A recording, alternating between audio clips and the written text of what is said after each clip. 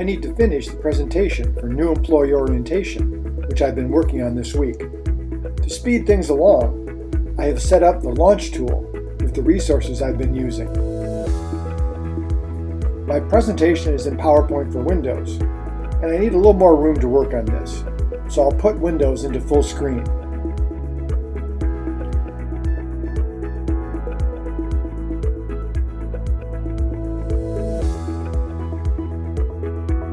Now that I've finished the presentation, I'll add some references, which are over on the Mac side, so I'll leave full screen for now.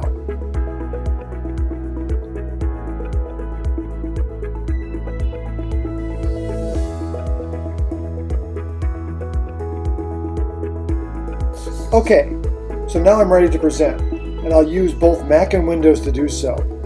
But this Mac desktop is much too cluttered. I'll clean it up with the Hide Desktop tool.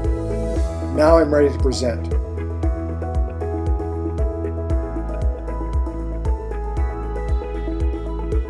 Now that the presentation is over, I'll restore my desktop so that I can continue working on my 4 other current projects.